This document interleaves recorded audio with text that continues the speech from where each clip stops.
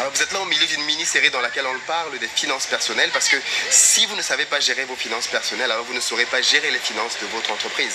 Alors quand j'étais encore étudiant, du moins quand je faisais mon stage de fin d'études, mon père m'a donné un conseil crucial. Il m'a dit: Philippe, maintenant que tu termines tes études et que tu vas probablement commencer un job bientôt, maintiens ton rythme d'étudiant pendant au minimum 2 ans. Alors il me l'a dit pour au minimum 2 ans, mais je l'ai fait pratiquement pendant 5 ans. Ce conseil-là m'a changé la vie.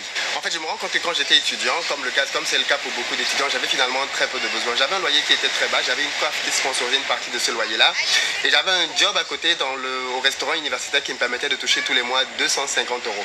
Donc avec 250 euros, je parvenais à vivre. Je payais mon loyer à 125 euros avec l'autre moitié qui était prise par la CAF, et avec 125 euros, je parvenais à vivre. Alors je travaillais au restaurant universitaire, donc c'était d'une très grande aide. Je mangeais au restaurant universitaire gratuitement. Et donc avec les 125 euros restants, je parvenais à gérer ma vie. Et figurez-vous qu'avec ce type de montant-là, je parvenais même à faire des économies parce que quand l'été arrivait, je faisais des jobs qui me permettaient de gagner 1500, 2000 euros pendant l'été.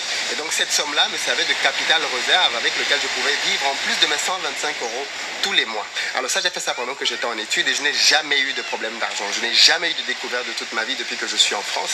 Et ça fait plus de 10 ans que je suis dans ce pays. La principale erreur que les gens font, c'est que quand ils commencent à travailler, ils augmentent leur niveau de vie. Alors c'est vrai, des logements à 250 euros, il n'y en a pas beaucoup à Paris, vous me direz. Moi, j'ai commencé en fait à étudier dans une... j'ai fait mes études d'ingénieur en province, c'est vrai. Mais quand je suis arrivé à Paris, comme je venais pour un stage, j'ai pu trouver une place dans une résidence étudiante. Et ça, je le conseille à tous les étudiants. Quand vous venez dans la ville dans laquelle vous allez potentiellement travailler, trouvez une résidence étudiante. Et si vous ne trouvez pas une résidence étudiante, postulez pour pouvoir avoir un HLM. Postulez pour pouvoir avoir une résidence dans laquelle les loyers sont modérés parce qu'au début, vous n'avez pas de revenus qui justifient que vous ayez un logement dans le privé. Et donc, moi, quand je suis arrivé en Île-de-France, j'ai eu une résidence dans laquelle je payais 350 euros tous les mois de loyer. Je suis resté dans cette résidence-là pendant 5 ans.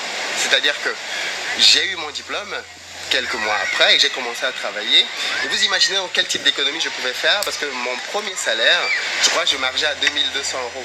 J'avais 350 euros de loyer. Alors oui, c'est vrai, je n'avais plus de CAF parce que très rapidement, quand j'ai commencé à gagner de l'argent, je n'avais plus de CAF. Mais 350 euros de loyer avec les aménagements de la vie tout autour, je parvenais à vivre avec 1000 euros. Et dans ces 1000 euros-là, je parvenais même à trouver de l'argent pour pouvoir aider ma famille. Mais tous les mois, de côté, je mettais 1200 euros. Et quand j'ai commencé à négocier mes augmentations de salaire, je suis resté à ce niveau de vie-là. Ce qui a fait que pendant des années, j'ai augmenté très grandement mon épargne. Et je me suis retrouvé donc au bout de 3-4 ans avec plus de 40 000 euros en banque qui m'ont permis d'avoir une épargne conséquente pour pouvoir me lancer dans les affaires. Donc le secret que je voulais vous transmettre, qui est celui que mon père m'a donné, est de pouvoir dire: quand vous vous lancez dans la vie, maintenez votre niveau de dépenses très très bas. Quand vous sortez de vos études, trouvez une résidence moins chère parce que la principale source de dépenses est le loyer. Trouvez une résidence dans laquelle vous allez payer moins cher. Et si vous ne trouvez pas un loyer moins cher, mettez-vous en colocation. Trouvez une solution pour payer un loyer très bas, de préférence inférieur à 500 euros. Ce conseil-là vous permettra de faire des économies et je suis sûr que vous viendrez me dire merci dans quelques années quand vous l'aurez appliqué. Partagez cette vidéo à tous ceux qui sont en études parce qu'elle peut faire une grosse différence dans leur vie par la suite. Ne soyons pas égoïstes, les amis.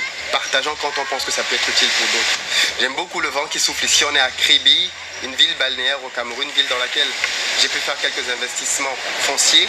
Je vous invite à investir dans des villes à potentiel comme celle-ci en achetant des terres qui vont prendre très rapidement de la valeur. Je vous expliquerai dans une prochaine vidéo comment j'ai fait pour acheter des terrains ici qui valent aujourd'hui plus de 60 millions de francs CFA. Si cette vidéo vous a plu, je vous invite vraiment à partager les vidéos parce qu'il faut qu'un max de personnes puissent écouter cette mini-série afin de pouvoir changer leur gestion des finances. Comme d'habitude, plus que 3 choses à faire: liker, vous abonner et partager.